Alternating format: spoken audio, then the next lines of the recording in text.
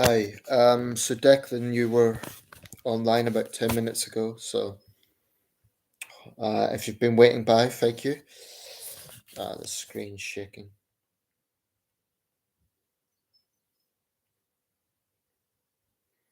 Okay, there might be a bit of a lapse before the first comment, so I'll just stand by.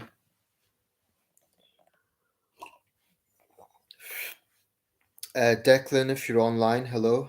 Thanks for waiting.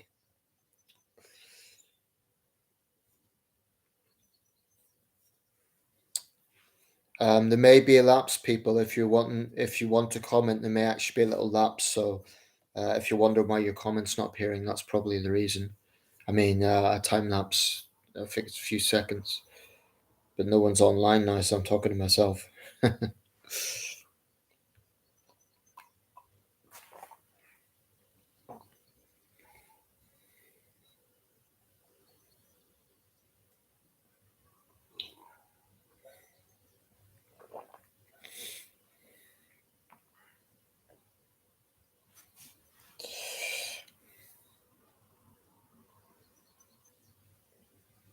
Could see if there's space in that.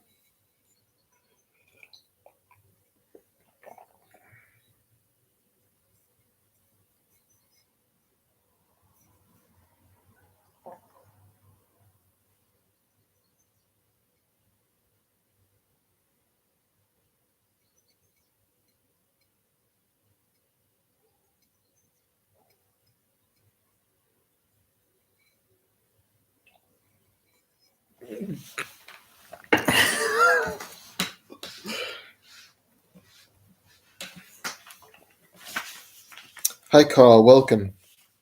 How are you? So, Carl, I'm going to see how many people come by. See if we could get this rolling. It's been a while since I've done a live stream, so I'm not sure how this will go. I'm in my new flat, i.e., the top of the house.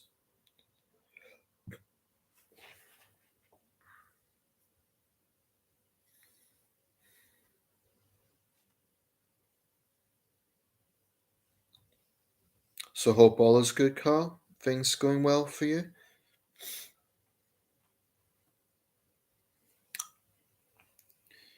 With myself, I've just been busy moving everything. Still quite a lot of work to do, but I'm proud of what I have done so far. Shit's quite a lot. Just fine. Just fine. That's better than not good. So it's good to hear. So Carl, like I said, I'll just stand by and see how many people come in. I think I know I keep saying this, but I think with a live stream, really, we need a minimum of three other people. Hi, Declan.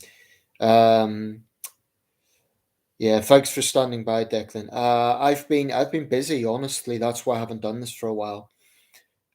Because basically my parents are moving back to this house on the 29th of April. So I've basically had to move 6 years, 6.5 years of stuff from the bottom floor of the house, the ground floor, to this top floor, which has been converted into my flat. So that's everything I own basically, as well as furniture, a fridge, freezer. I mean, it's going to be a whole separate flat. So very busy with that.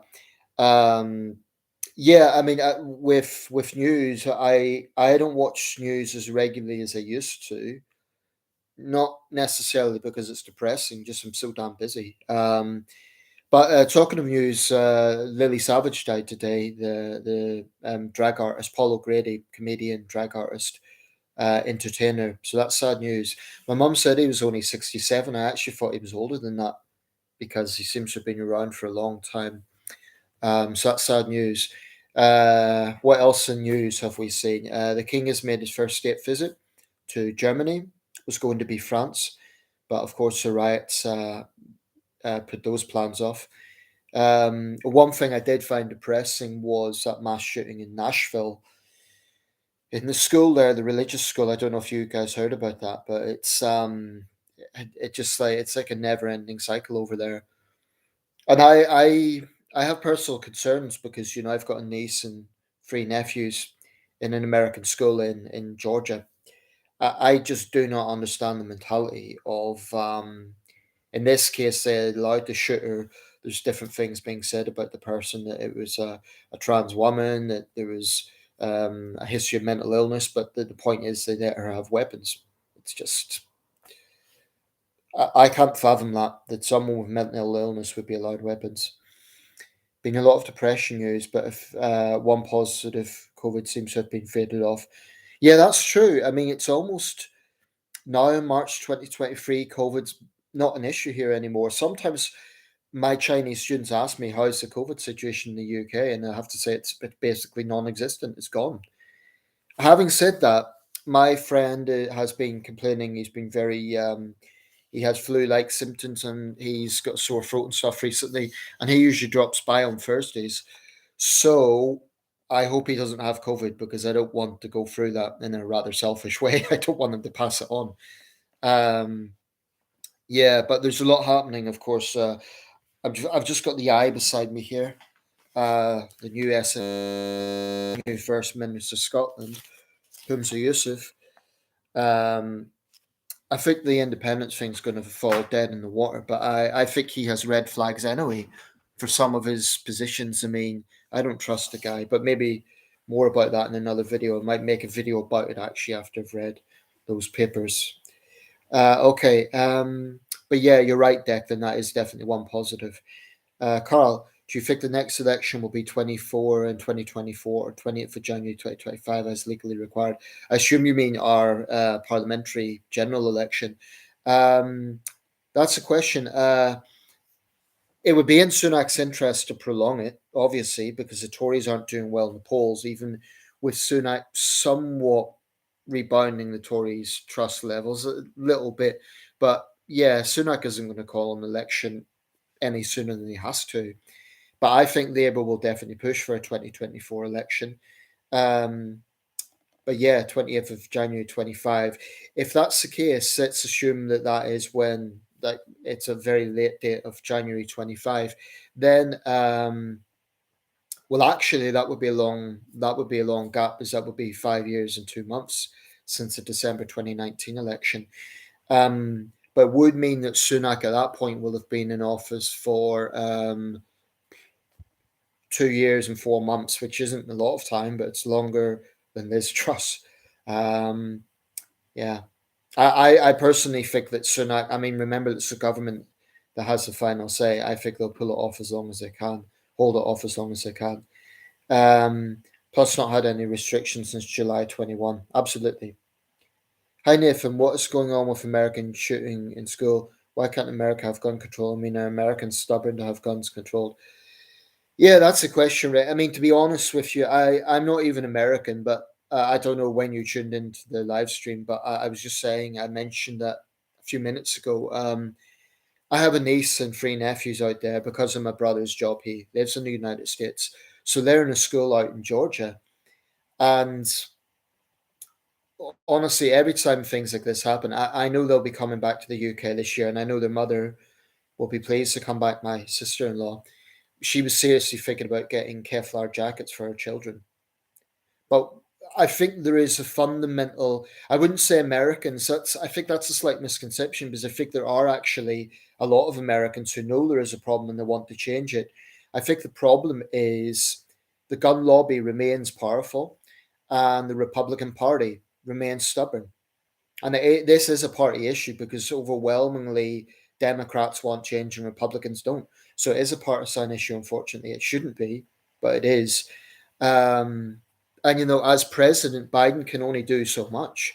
Ultimately, Congress has to pass the legislation. But to me, it's just insane. What happened in Nashville is a glaring example. This shooter apparently had a history of mental illness, yet somehow she managed to get 7 firearms. It just defies logic. It defies logic. And it angers me and it depresses me. And I hate to say it, but I honestly think some American gun owners genuinely care more about the Second Amendment than the lives of American children. I don't think America will ever be gun violence free, but I think it can change because in the Clinton years, the Clinton administration passed some tough legislation, and actually gun violence did decrease. Columbine was a big outlier, but if you look at the Clinton era compared to now, that's not from the president's lack of desire, it's from Congress. So it angers, and I just don't get it. I do not get this obsession, this love of guns that America, a lot of Americans seem to have. Let's see. No later than the 20th of January 2025. I got it from Wikipedia. I know Wikipedia can get things wrong. Hello, Ginger. Hello, chat. Hello. Welcome.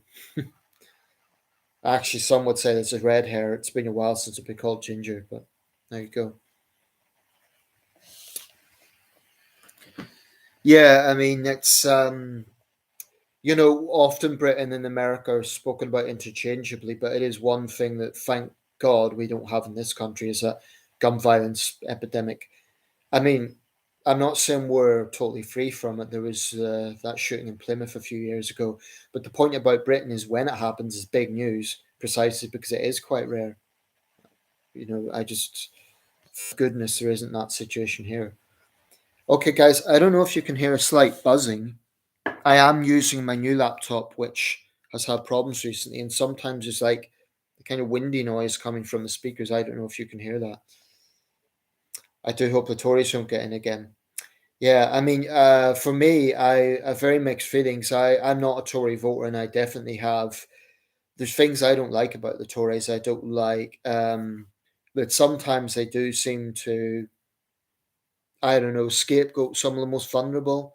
Um, I think, for example, there is a sanction culture at the DWP that's, I mean, one good thing came out of the budget, which was an end to work capability assessments. That's good. But yeah, I think fundamentally the Tories are in lieu of the rich. Having said that, I don't think Sunak's as bad as Truss was in that regard.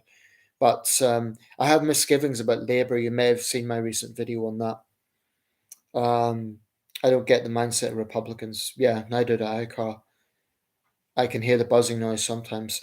Yeah, I don't know what that is. There's a slight crack in the bottom of this laptop because it's a lightweight stream laptop. So I don't know if that's affecting it. Pariah, welcome. Welcome to you.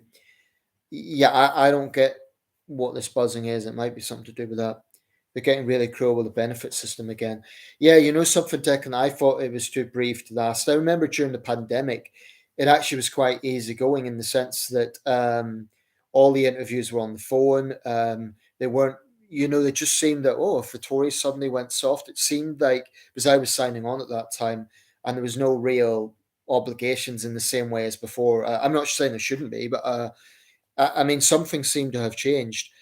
But now it's like, yeah, I agree. It's the same old stories, or we need to show that the unemployed are earning their benefits. But what the general public doesn't realize is there's a sanction culture to DWP. If you're 1 minute late, they can, sanction your money. Um, I think there's a sanction culture there, and I'd like to see an end to that. Um, and I mean, to be honest, I'm in a situation where I'm just about getting by from the work I do as an English tutor, just about getting by, but it's tight. So I'd be getting more money if I signed on. But the catch side of that is if I sign on, I'd have to be honest that I'm doing this work. Then they'd want to know the hours, and it's not consistent. It's not the same every week because students cancel, they have holidays and so on. So that's the big thing putting me off, the bureaucracy of it. And then, if I get it slightly wrong, they could say I'm committing benefit fraud, and it's something that I find a little daunting. I don't want to rush into that, but I may have no choice if I can't get more work soon. It's it's not an easy thing. I really sympathise with people who have no choice. Hi Nathan, do you think Keir Starmer will stand up to woke culture, or will he side with woke culture if he gets some power? I'm going to get a glass of water in a second, guys. My throat's a bit dry. I did actually make a video on Keir Starmer and the Labour Party. I don't know if you saw that, Ray, specifically about these issues. I'm going to get some water, guys. My throat's quite dry. Just give me a minute.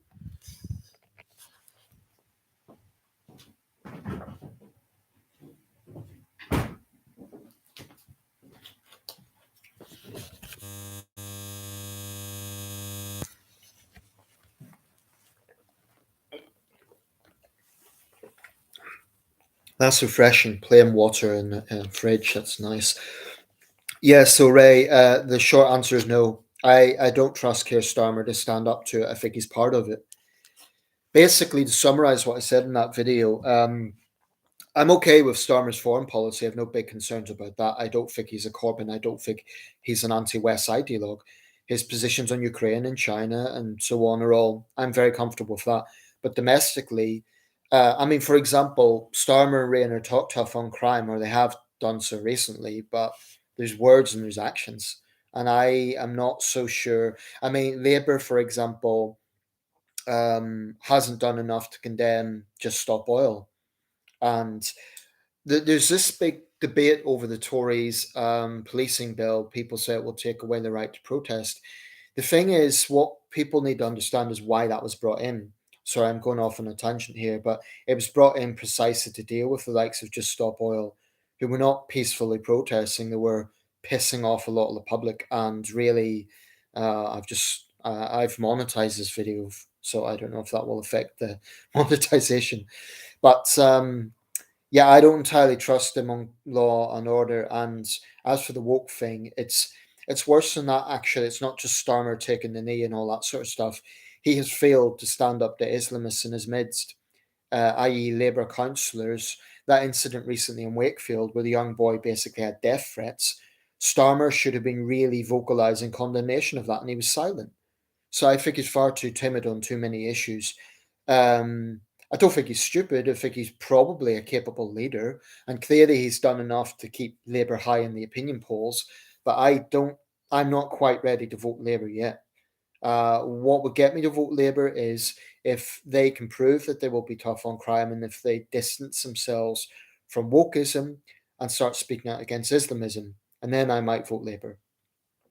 Because I do think you need a party that's more compassionate on things like welfare and homelessness and so on, and issues that you would expect Labour to be good on. It's pretty sickening, especially with the cost of living and state of economy at the moment. Sanctions don't achieve anything; only leads to destitution and poverty. I agree. I mean, I'm not going to deny there will be people out there, if we're being honest, who do abuse the system. You know, maybe they have, I don't know, 8 children by 3 different marriages and they're raking in thousands and they are maybe claiming to be disabled and they're not. There are those people. But I totally agree, Declan. The punitive sanctions are abhorrent. And there's no question that they've led to suicides. No question about that. Um, and I do think the Tories, whatever they say, you know, when this comes up in Parliament, they will say, "Oh, but we're trying to help people into work," but they don't talk about the detail of how this is degrading, how it's. So actually, I'd like Starmer to be more outspoken on that. It's one of the very few things that Jeremy Corbyn got right. I'll give him credit for that. He did speak out on that issue. It's just a pity his worldview was so toxic, but he was right about that. Thoughts on the protests in Israel? Actually, Alon, I haven't. I got the Times yesterday, and they've got a big feature on it. I haven't really looked at that in detail, but I think it's pretty clear Netanyahu has to go. Um, I think at this point he's just going to. I think staying on the power could potentially damage Israeli democracy. So, but other than that, I haven't followed it in great detail. Like there's so much going on at any one time, and like I say, uncharacteristically for me, I've kind of been a bit detached from the news. Actually, been watching. I've been more focused on the Oscars recently, acting and actor interviews and so on, which of course is not news, but I don't know. Sometimes, sometimes you have to detach yourself a bit from the world and its problems.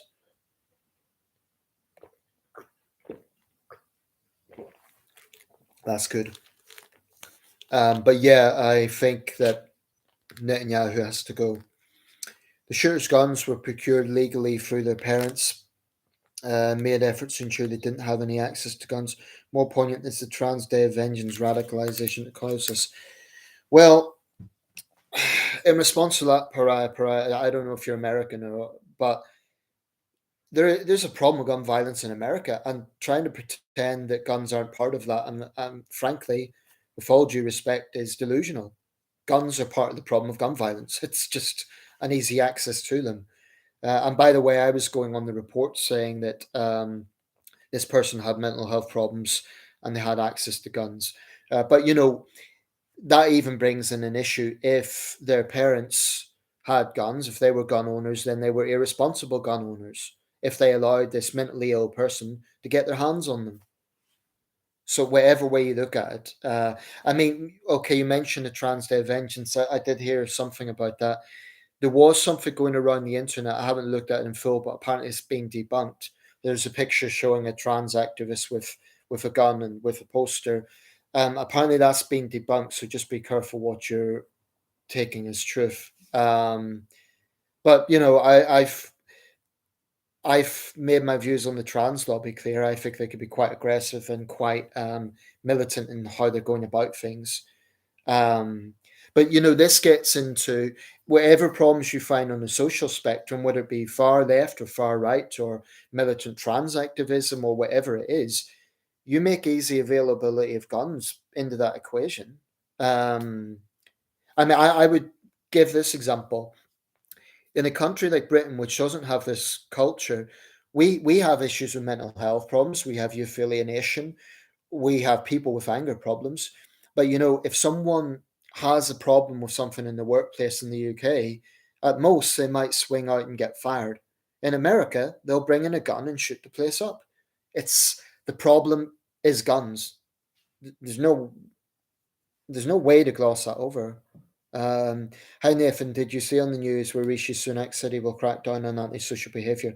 I think the crackdown on ASB would be beyond scared straight punishment for teenagers, antisocial behaviour.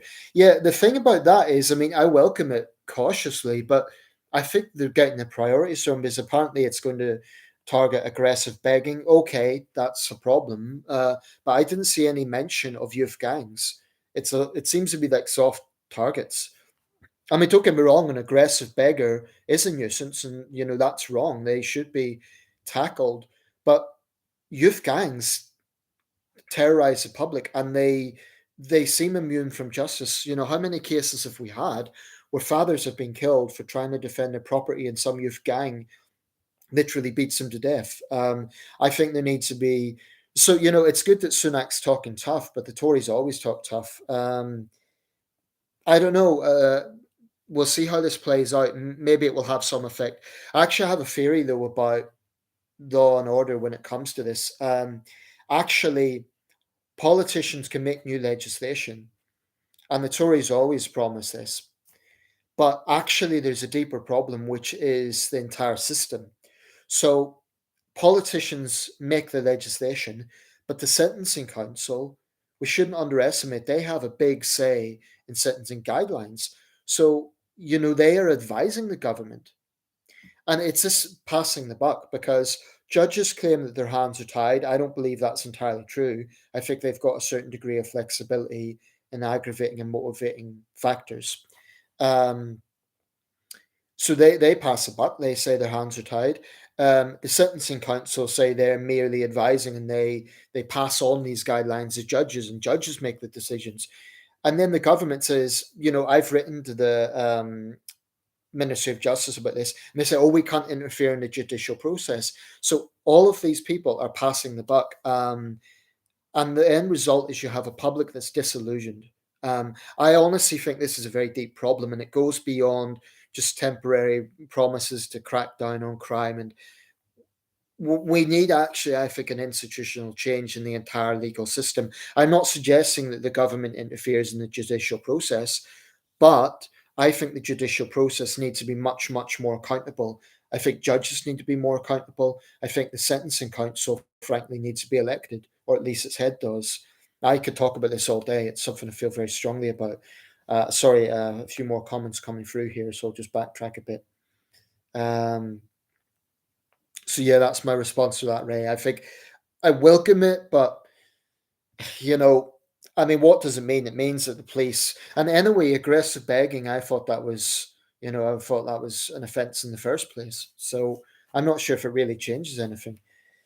Um, Hello, Nathan. How's things? Good to be back. Welcome, Toxic Holy Grenade. I'm good, thanks. Just very busy with moving things around. In regards to Simon Cowell, who's another person I have no respect for, likewise. Um, is also no role model citizen. Years ago, around 12 years of age, he hijacked a bus with a pea gun. Um, Last year, it turned out that he had a track record of being toxic and abusive, which is unsurprising. I didn't know that as a 12-year-old, he hijacked a bus with a pea gun. Simon Cowell? I didn't know about that. But I've no, that thing about him being toxic and abusive, I'm not surprised at all.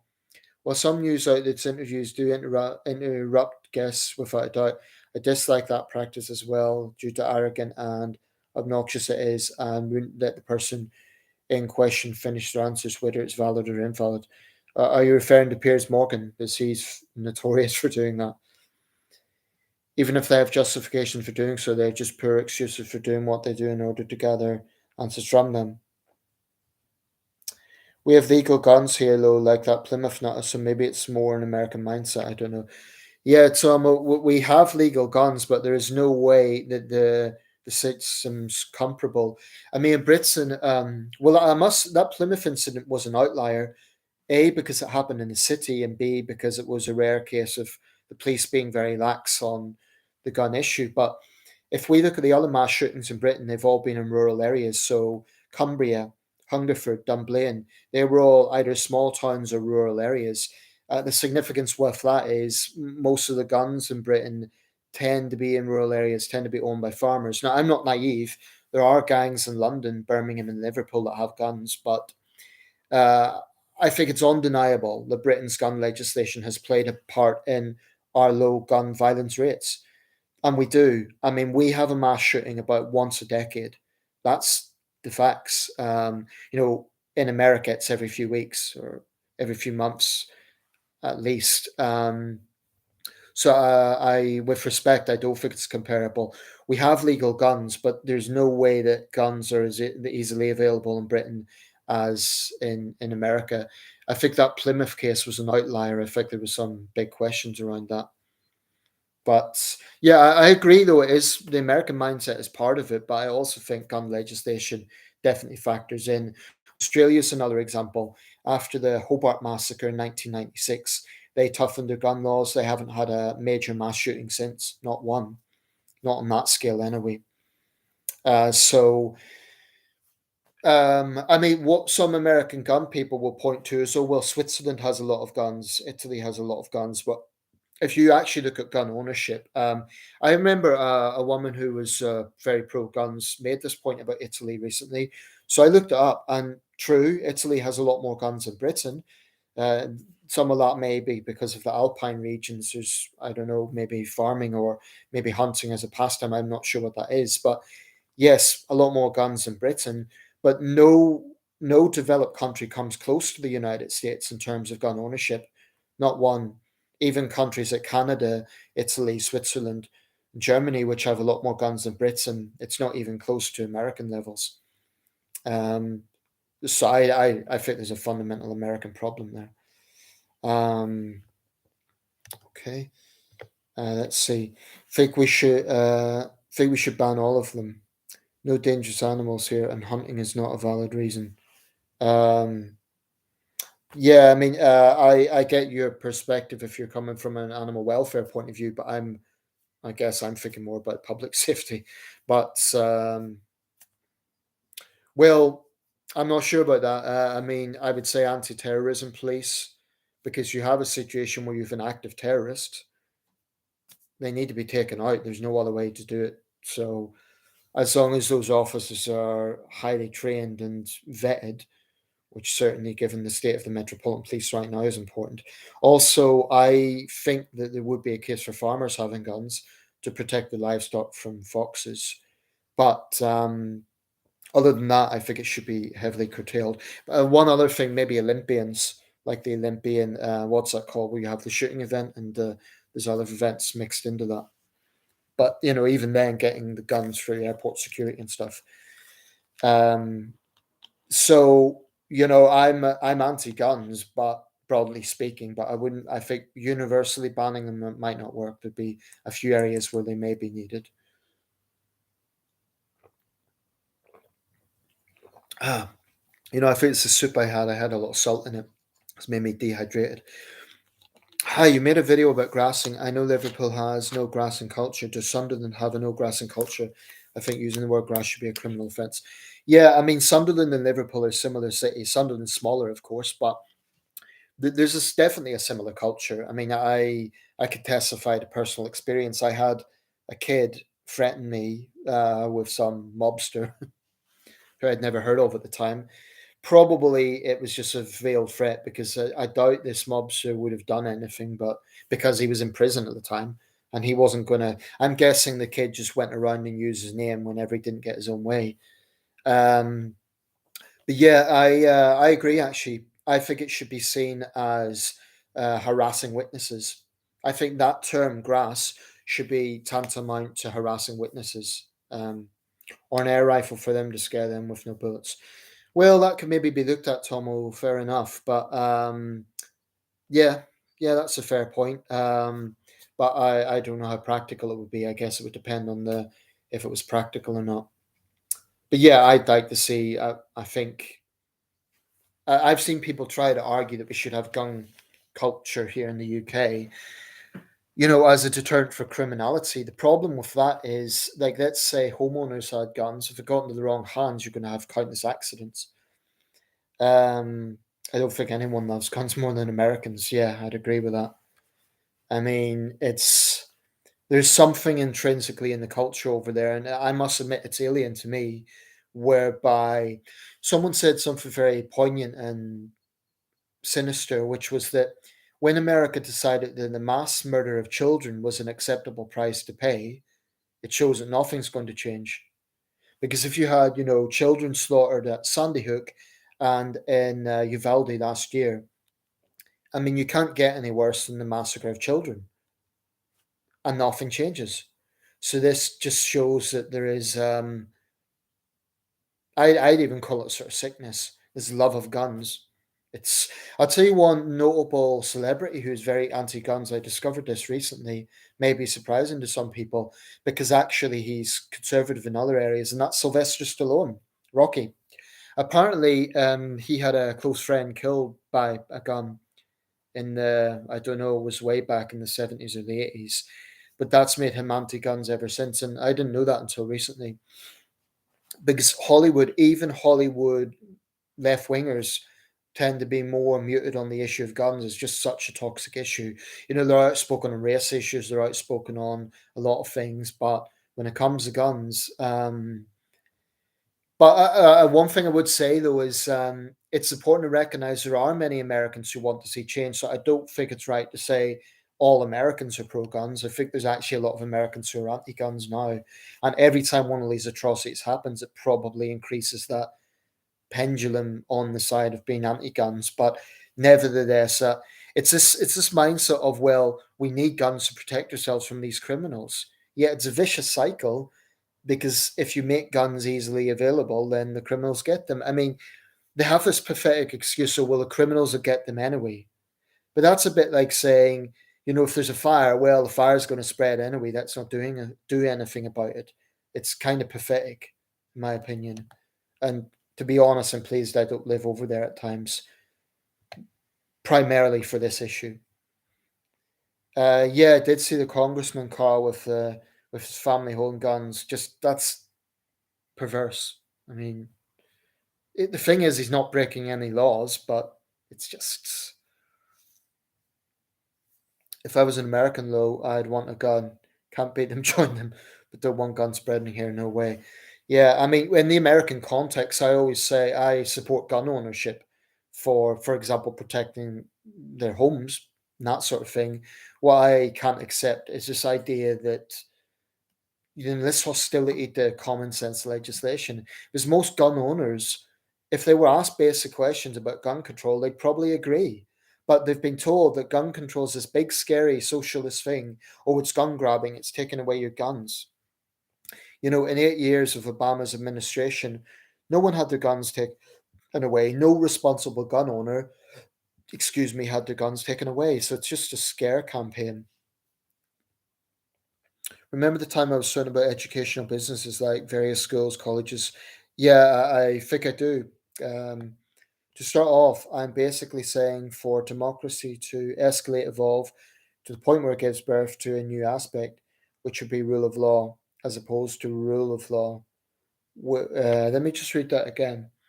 To a new aspect, which would be rule of law, as opposed to rule of law, which already exists, which would be rule of law, as opposed to rule of law, which already exists. When I was talking about Clonard Junior High School, there are other things I forgot to address. In terms of schools worldwide, swimming and physical education should be optional if they were to coincide with education because they don't really serve as much of a benefit for children and teenagers when it specifically comes down to having them. I guess it depends where you live. And in Australia, apparently all children learn swimming from an early age because drowning is a big problem out there. I mean, many people live inland, but there's also a lot of rivers in Australia. So apparently, all Australian kids learn swimming from an early age. So I guess it depends. We're an island nation, so I don't know. Um, let's see.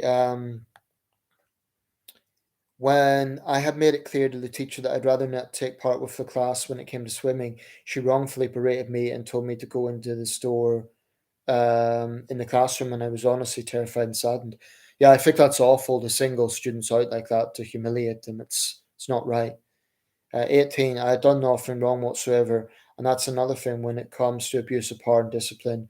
Fast forward to my days in college, one of my past friends named William Shortland, the Captain Grim, as he's known on YouTube, and it's funny by the way, to bring up another thing about French classes in Clonakility as well, which just further solidifies my contempt for Clonakility and most high schools in general. It sounds like you had a really bad experience there, so sorry to hear that. I'm sorry that it's still resonating.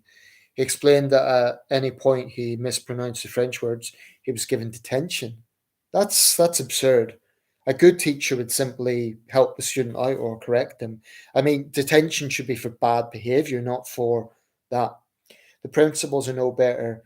Trevor Canning had a history of having paedophilic tendencies, of looking down at a girl's skirt, and as a result, he was since struck off. And petty students put in their place, yelling and shouting in their faces in class, whilst the students are in the room makes the school uncomfortable to be in, especially if the bad students are being yelled at. All in all, I just wish school education systems would have the listed practices. Same goes with collective discipline and punishment, because they are indeed disgraceful and serve no beneficial purpose. Collective discipline punishment, absolutely, than to just make a student's life a living hell. It has been to me in the past. Whoa, you've written a lot there, so excuse me for not, you know, looking at each point, but it sounds like you had an awful experience, and it sounds like that's something that even now has resonated years later. Um, what I gather there, certainly berating individual students for mundane things is dead wrong. I think disciplinary matters from a teacher's perspective. If a student is being badly behaved or bullying other students, definitely there has to be intervention and discipline. But disciplining students for getting things wrong, berating them, humiliating them. I mean, I feel this way about results, grades. I have never liked this practice of, I'm not sure if they do it anymore, but of kind of announcing results out. And I remember I was actually watching an awards ceremony last night from 2002, my sixth form awards evening. Actually, 2002 would have been the end of my secondary school. And reading out the results. And when it came to me, it was like Nathan Hazlett passed 10 GCSEs. I was just a matter of fact. And other guys were getting medals for cricket and all sorts of things. And I mean, it wasn't berating, it wasn't derogatory, but it just felt like, well, this is all he's got. Um, so I think awards evenings could be a bit daunting in that sense. We actually had an Olympic boxer, David Dolan, handing out the awards. Actually, I don't know if he went on to the Olympics, but he was Commonwealth champion at one point. But yeah, I don't like singling students out in grades. It sort of feels humiliating and unnecessary. I'm tempted to say it should be a private matter. On a lighter note, what are your favourite and worst cities you've been to in the UK? As I know you're well travelled here, thinking of travelling in the UK myself, not got to Essex yet. I haven't been to Essex, although my parents actually lived in Southend before I was born. Leon C actually. just before I was born, where the MP was sadly murdered a few years ago. But sorry, I need another drink. That was way too much salt I put in that soup.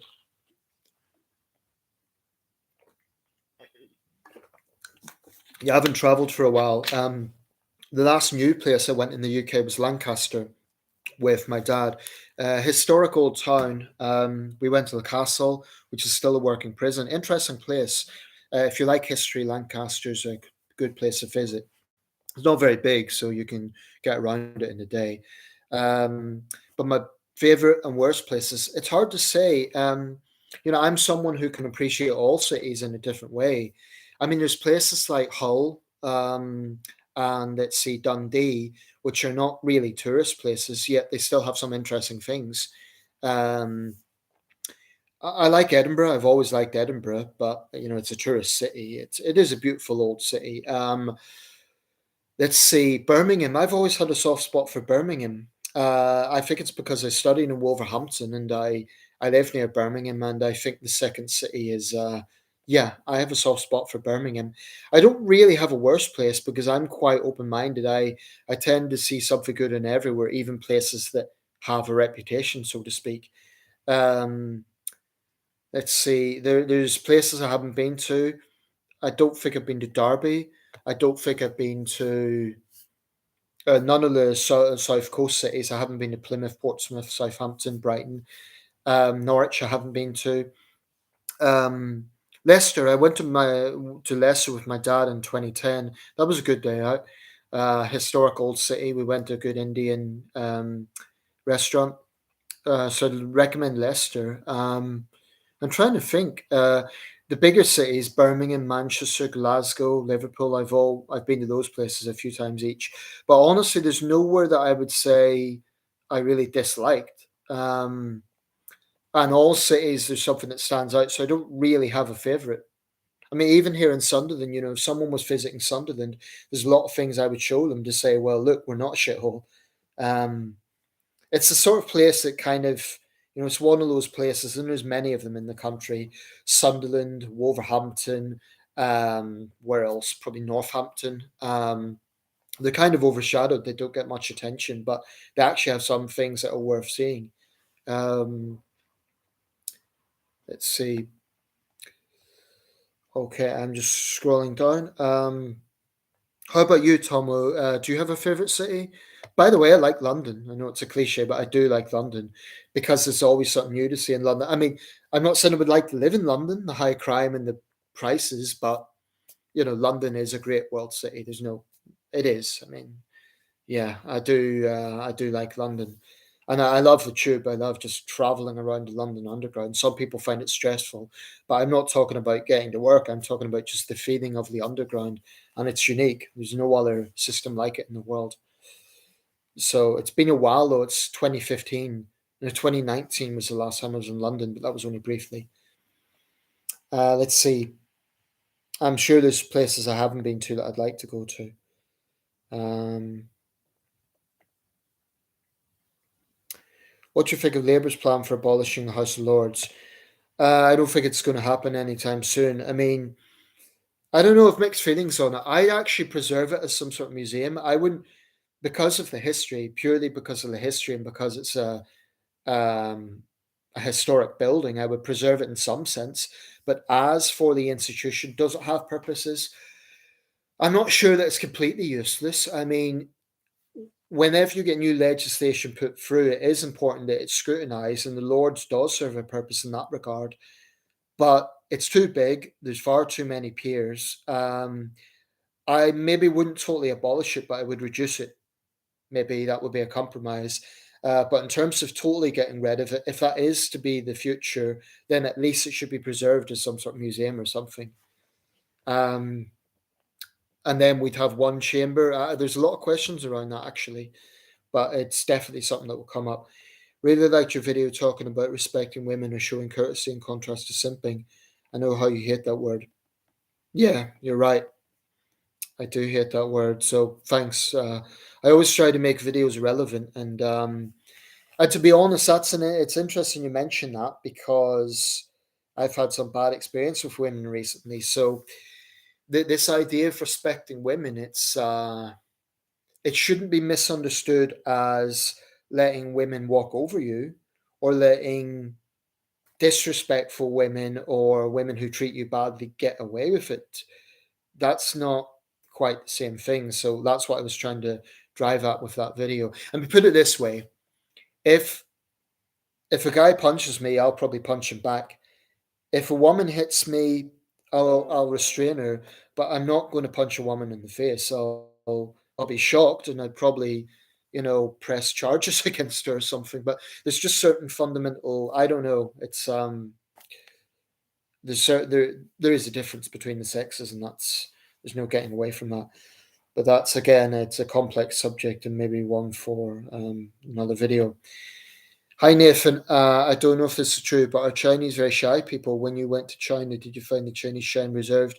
A lot of them are, yeah. Especially teenagers.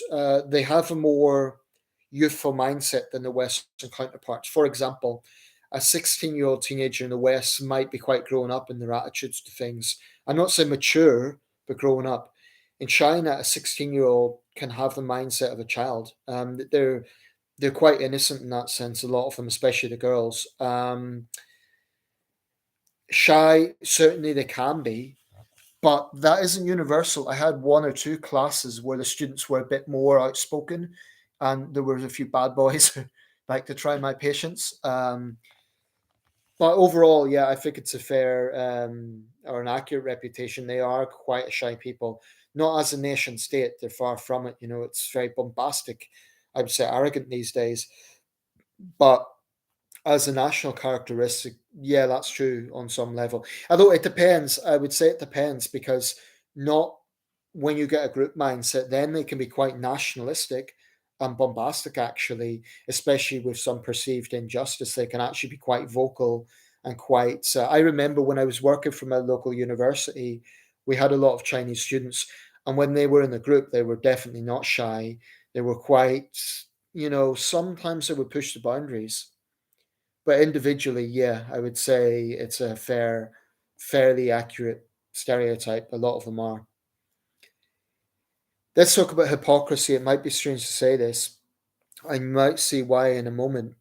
But from what I had observed and learned from, hypocrisy can come in various shapes and sizes. To address the elephant in the room first, a hypocrite would be classified as derogatory, whilst hypocritical is non derogatory. That goes without saying. Hypocritical, non derogatory? I don't know if someone's accused of being hypocritical. I would say that's a negative thing. Just because most people are hypocritical doesn't always mean that they're jerks. Oh, you mean it doesn't go in hand in hand? Yeah. As an upfront example, Twilight Sparkle, at least during a few times in My Little Pony, friendship is magic. She is kind-hearted princess, and he is subject to hypocrisy. Okay, I have to tell you, I don't know anything about that. So, subject to hypocrisy at least a few times. Are you talking about one of these guys, like guys in their 30s who are into My Little Pony? Is that what you're referring to? I'm sorry, Toxic. I'm getting a little bit lost with some of these references. Um,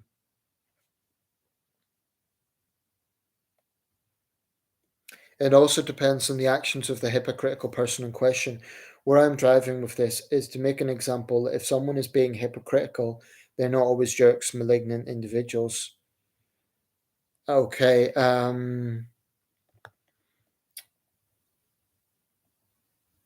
Let's see. Okay, there's a lot of posts here, so I'm just kind of trying to keep track. I mentioned previously of shapes and sizes in terms of hypocrisy. So the worst type of hypocrisy from I have seen sometimes is not always as double hypocrisy, double layered hypocrisy, or double hypocrite, double layered hypocrite as a derogatory form of terminology. Whereas being hypocritical is basically criticizing, demoralizing, hating you to see someone for what they are, saying or doing it, do the same. Well, I guess we're all hypocritical on some level because we've all done something at some point that we're criticizing someone else for doing, but there's definitely different levels, I would say. And I think it depends if someone's in a position of power or legislation and they're hypocritical. This is why there was such anger against Boris Johnson and other ministers for breaking lockdown violations because they were breaking the very rules that they had set, breaking lockdown rules, I should say.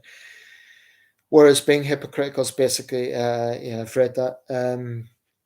Go to Basildon and it will be your worst. Yeah, I'm tempted to believe that actually, from what I've heard. It must have something though. Most towns have some sort of museum or art gallery or something. Double hypocrisy means hating hypocrites and are calling someone out for Oh, I'm with you. Yeah, are being hypocritical themselves. I find it more worse than normal hypocrisy in more ways than one, and I'm sure you might see why. Okay, I'm not going to read out this loud because my throat's really dry, so everyone can see what you've written, talks. So I'm just going to read it if you don't mind.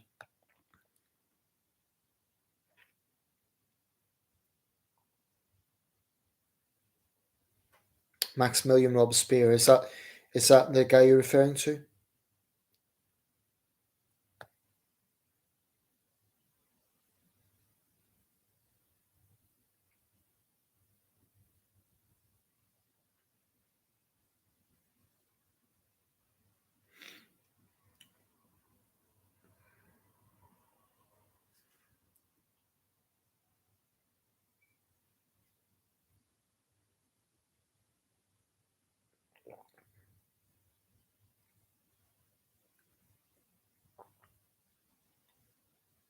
Right, this person you're referring to, you're talking about Napoleon Robespierre. Is that right? Never been to the UK, but wouldn't mind visiting in the future. Yeah, Alan, what I would say, sorry, I'm not ignoring your points, Toxic. I'm just trying to keep up with them because you've written a lot there. So I'm just, um, Alan, never been to the UK, but wouldn't mind visiting in the future. Yeah, I mean, we have all our cities are unique. Sometimes, they're not all cosmopolitan, they're not all tourist cities, but in a way, that's the real Britain. We are a great country. I mean, there's a lot of things to see here that aren't necessarily, I mean, a lot of people that visit Britain is kind of London, York, Edinburgh, and that's fine, but we have other things to see as well. So I'd recommend maybe looking around a little bit, and you can find some hidden gems for sure. Sloth, welcome. I'm late and I'm just at the start of what is now 40 minutes plus video, so watching it two times speed to catch up. Yeah, actually, it's 52 minutes on my clock.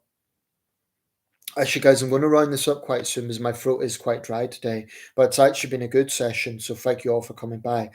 Toxic, I'm going to read some more of your points because I don't want to. I don't want you to think I'm ignoring what you're saying. It's just you've written a lot, and I'm just trying to take it all in. He also a record of unrightfully and unjustly blame. Right, Toxic, just to be clear here, we're still talking about Napoleon Robespierre. I just want to be clear that I've got the right person, because I might check out his channel after this, and I'm kind of intrigued now.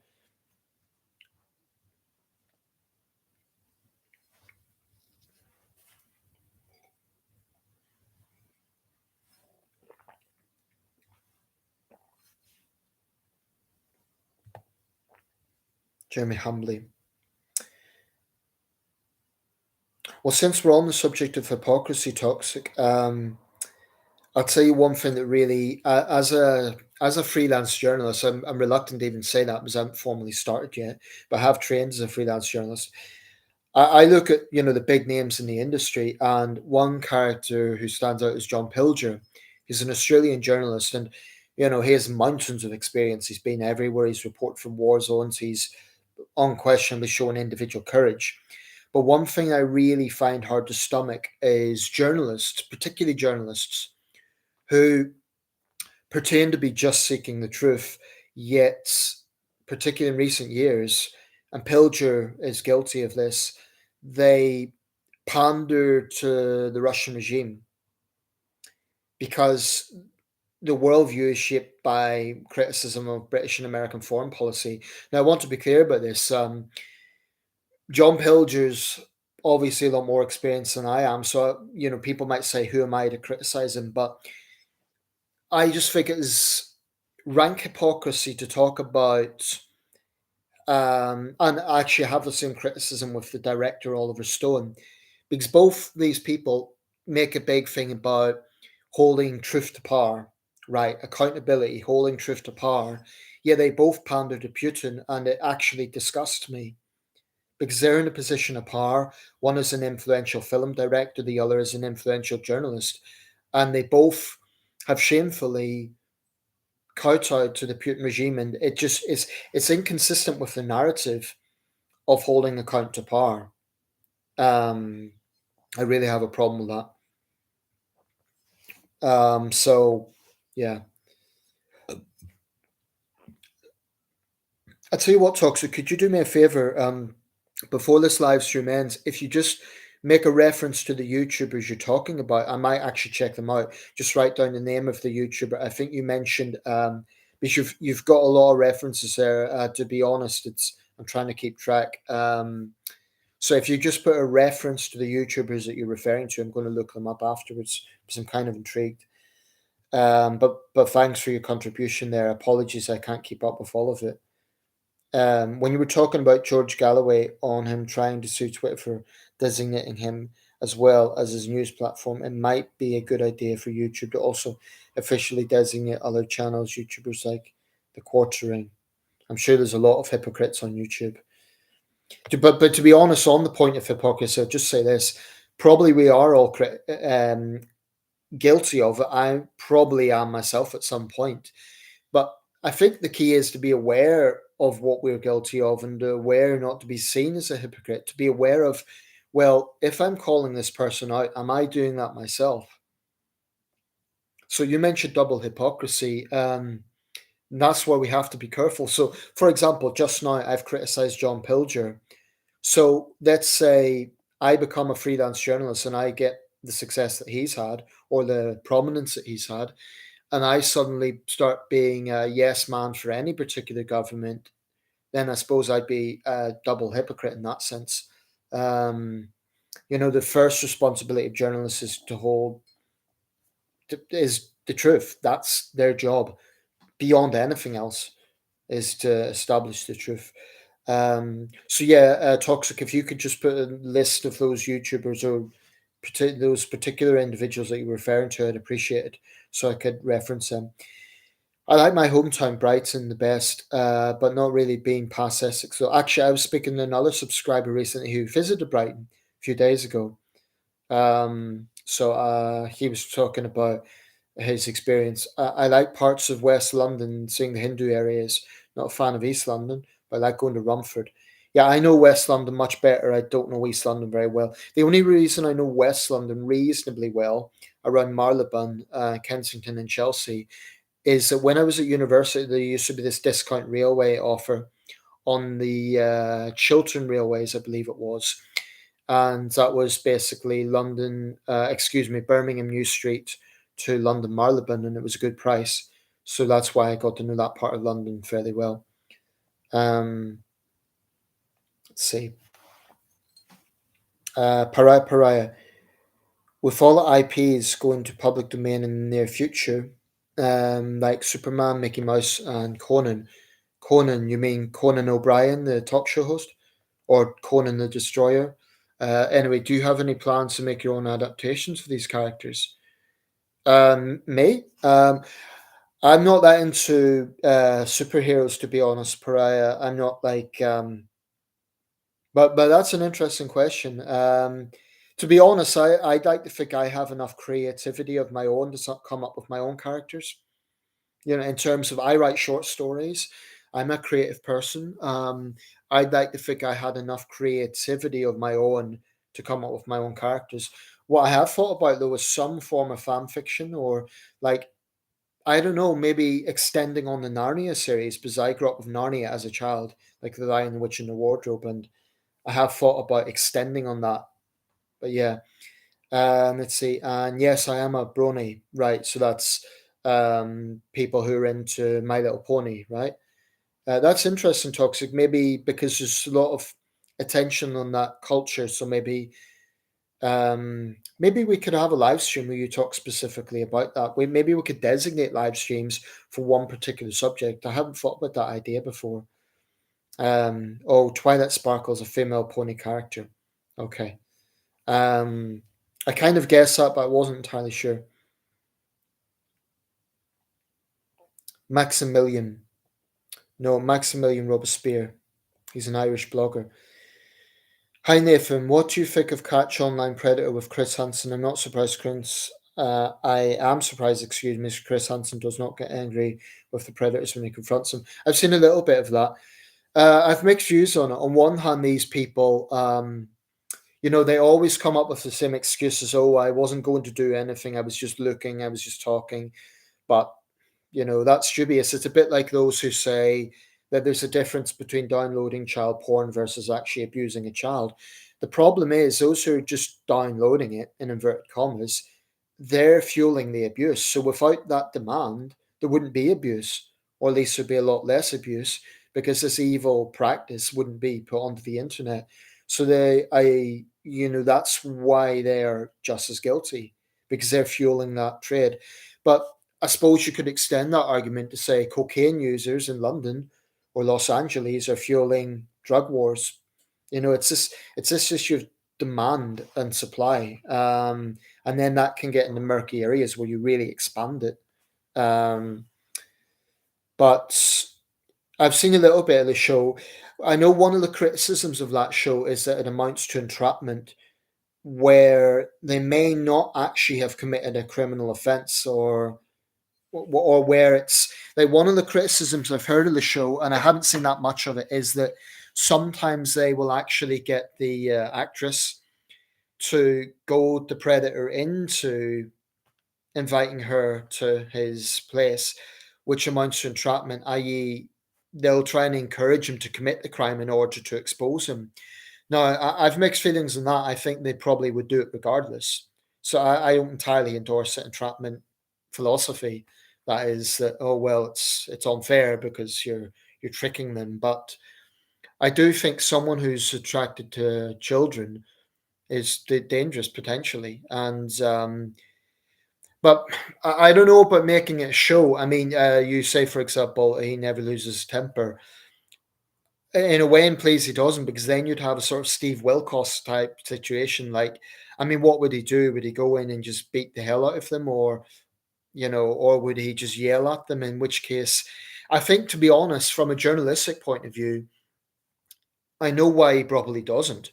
Because if he started yelling at them and stuff, they just say, "I'm not speaking to my lawyer is here," or switch off the cameras or something like that.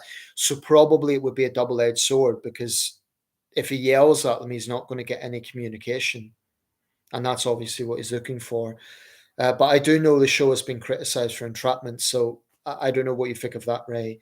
But there's a lot of shows like that. There was one about catfishing, which I was intrigued by very briefly because I thought I'd been a victim of it when I was going through the ghosting thing, which I did mention. I briefly thought I'd been a victim of catfishing, but then I thought, no, that wasn't it, but she never asked for money. So, but I did wonder, was that what was going on? Okay, there seems to be a bit of a stall in the comments. I don't know if that's just a technical problem. Here we go.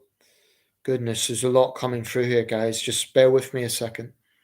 I'm trying to address each comment. So I'm going to check out Maximilian Robespierre after this. The Irish YouTuber, not the French politician. Yeah, I'd be concerned if the French politician had a YouTube channel. He's been dead for 200 years, so 240 years. Okay, here we go. Whilst you have contempt for the red top press, what would be the differences between them and the yellow press? Actually, there isn't really a difference. Basically, yellow journalism is just an older term. It comes from about the 1910s to about the 1930s, when they were becoming very powerful, like Lord Beaverbrook. And actually, we think they're ruthless today. They were just as ruthless back then. One example of this, J.B. Ismay, who is owner of White Star Line, or rather the chairman of White Star Line, um, the company that had the Olympic sister ships, the Titanic, the Olympic, and so on. He survived the Titanic disaster, and he has been utterly vilified then and ever since. Every film adaptation, including my favorite film, the James Cameron version, has treated Ismay as a sort of cynical character, this card who, saved his own skin. I actually have come to believe that he's been hard done by history, and not to go off on a tangent, but that would be an example of yellow journalism. Now, what happened was he was a business rival of some of the newspaper proprietors of the time, so they basically vilified him. Um, I'm not sure why it became known as the Yellow Top Press. I'm not entirely sure for that. They had a little mascot, the Yellow Boy, and he was this little single gap tooth orphan street urchin character about not quite 100 years ago, would have been about 90 years ago. But anyway, there's not really a difference. The yellow journalism and the red top press. Actually, the red top press basically refers to the fact that well, I know the Daily Mirror literally has a red top.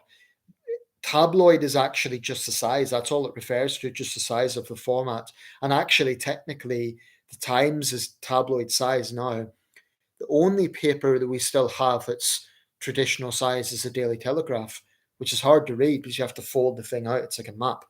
Um, so that's basically the difference. Is tabloid is the basic size, but it's become a kind of it's become interchangeable with red top press because no one's going to call the Guardian or the Times a tabloid, but they are technically more tabloid size now. The Guardian's Berliner size actually, which is another format, but then we have the red top presses tends to be.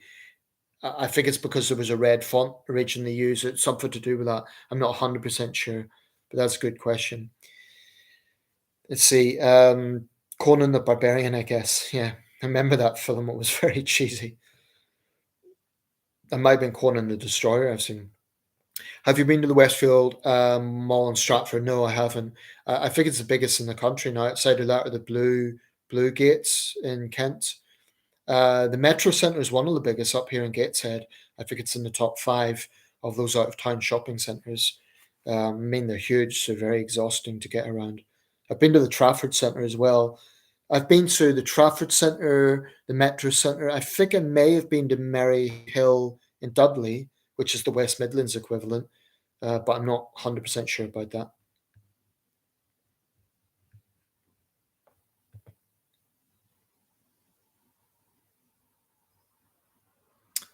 I'm a little more than halfway through my catch up here, Steve Wilkos. Sloth, you must actually be, I don't know how you're doing this. You must actually be listening during the earlier part of the video, but I don't know how you're doing that without hearing my voice. Like going over the previous audio, I'm not sure how you're doing that. The thing is, I think these live streams should be saved so you guys can watch it afterwards. I'll continue if you still want to hear me for an hour. I'll continue my catch up and chat soon in real time, hopefully. See, tranquil fury is far more effective as opposed to straight up yelling at someone and so on. Absolutely, it's true for most things in life. I mean, straight up yelling at people sometimes is tempting. Goodness knows, there's times I feel like it. But as a journalist, for example, I've seen, I'll give you an example. Gary Kemp, Ross Kemp, excuse me, Ross Kemp, the actor and now journalist, he's been to some of the most dangerous places in the world and he's interviewed some real bad people. I remember he was interviewing these child kidnappers somewhere in Southeast Asia and they had no remorse for it. And you could see him sitting there and I think he's a father and the human side was no doubt thinking, what a complete scumbag. But these guys had armed guards around them. So if he, got aggressive, that would have been reckless. Also, as a journalist, you have to, one of the first things I learned in that course is you have to have your subject trust you enough to do the interview, no matter how despicable they are. If I ever rise to the level of someone like, Barbara Walters or, one of those really top journalists, I mentioned her, but she passed away last year. If I was interviewing, let's say, Putin, that would be a red line for me. But if I was, I'd even have to be careful with what sort of questions I ask, not because I didn't think that it was morally right to ask them, but he could simply walk out of the interview. So you have to be a bit careful as a journalist not to put your subject off to the point where it's a balancing act because you can't just ask the questions they want you to ask. You have to ask tough questions and hold them to account, but you cannot be so confrontational that they'll just walk out. Then you lose the interview. So it's a double-edged sword. So it takes a good deal of diplomacy. This is what people don't realize. That's why top journalism is a really challenging profession. It takes a lot of patience and a lot of diplomacy. Vlad Vexler is another one. Yeah, we've come prepared, so No, I mean, I appreciate all the contribution. It's just I can't respond to each individual point, but I do appreciate the contribution. Jordan Peterson seems to no longer bad messages, and I mean, I think he's a very shifty character, and I think he probably is guilty. I mean, due process and all of that, but I don't trust him. Jordan Peterson, I don't know. I don't know why that is. I will say this: I think Peterson has some very important things to say, but I think he goes a little bit left field sometimes. That's why I'm not fully interested in him. You know, the whole thing with lobster analogies and all. It's just I think it goes a little bit. The other thing about Jordan Peterson is he's developed something of a little bit of cult of personality, a little bit, and that always puts me off. I'm not saying it's necessarily his own fault, but that can always be detrimental because it can take away subjectivity and objectivity. Excuse me, I should say objectivity. Hi Nathan, what do you think of George Galloway? Would you ever have a debate with, and you would you ever beat him in a debate? Oh, that's a challenge. I'll say this: I can't stand the man. I think he's a charlatan. I think he's made a really big thing of, obviously condemning Western foreign policy. But I cannot get over the fact that George Galloway met Saddam Hussein, praised Saddam Hussein, and he's never shown remorse for it. He's never admitted it. I remember he was having a go at one of the new Labour ministers. I think it was either Claire Short or actually Jackie Smith, the Home Secretary at the time. He was calling her part of the war machine. Da, da, da. And I'm thinking she missed an opportunity to fire back at him. Well, you can be critical of that decision, George Galloway, but you met Saddam Hussein. Would I beat him? The truth is, I daily like to say things to someone like George Galloway, but truth be told, he is more experienced than I am. I'm humble enough to admit my shortcomings. I have strong views on things, but I am not an experienced politician. I'm not at George Galloway's level. I'm not at John Pilger's level. And I hate to say it, but they probably, I come as prepared as I can. And I gather the information. I know why I have contentions against them. But those guys are a lot more experienced than I am. So they'd simply be able to throw that at me, unfortunately. So I'd lose. I think I would lose. That doesn't mean I would be wrong, but I would lose because they would simply be better prepared. So probably if I'm an up and coming figure, I'd be more taking on other millennials, or I don't know. But certainly, I'm ambitious. I want to do what I can in journalism, and it would just require if I mean someone like George Galloway. I would certainly use that Saddam thing against him and see how he responds. But he'd probably change. The thing is, actually, with Galloway, he couldn't call me a stooge of Blairism because I actively opposed the Iraq War. So he could not use that against me. And I've even got a photograph to prove it. So that actually could be an area where I have strength. He couldn't use that against me. Let's see here. But that's a good question. But he's never going to come to a channel like this anyway. Yeah, it isn't going to happen. Andrew Tate is vocally converted to and praise Islam. Yeah, that's another big red flag. Let's see here. Okay, guys, I'm going to run this up soon because it's been a good live stream. It's actually been very live wire, this one. Oh, yes, I forgot, Nathan. I made some new comments on your video here, which is not a surprise, honestly. Oh, yeah, we're sort of overlapping comments. Bullring in Birmingham is impressive. St David's and Cardiff as well. Cardiff is a city I've not been to. In fact, I've only been to one place in Wales, which is Rhyl. Cardiff is one big city I'd like to go to. I've been to Bristol, which I really liked. Cardiff, I'd like to see. But I've been to most other big cities. Aberdeen, I haven't been to either. You're free to make an update video on COVID-19 based on the information I provided in here. The thing is, I made a video on COVID a while back. Actually, I was criticizing anti-vaxxers, and ironically, YouTube threatened me with. They claimed I was spreading misinformation. What happened was it was the algorithms. Because I was talking about conspiracy theories, they thought I was a conspiracy theorist, and they thought I was spreading misinformation, and that really pissed me off because it was doing the exact opposite. I was criticizing those guys. So sometimes YouTube lacks common sense, which is why I'm not monetized. because it got too shackling. Okay, guys, I'm going to round this up quite soon because there's a lot here. I'm not British, but I so wish my country had something like Speaker's Corner. Have you ever been, and what's your thoughts on its legacy? I have been actually, but the day I went, it was relatively quiet. Um, I think it's a wonderful concept. That is it. I mean, it's the epitome of free speech. You get up there and say whatever you want. Uh, there will be some restrictions. You can't make violent threats. And there was actually an incident a few years ago where a Christian woman was physically attacked by some Islamists. So it's not without risk. I mean, you can imagine. I don't know if you're American pariah, but you know how toxic American politics is right now. Know how deep the divide is there. I guess the American equivalent is town hall debates. We don't really have that here in the same way.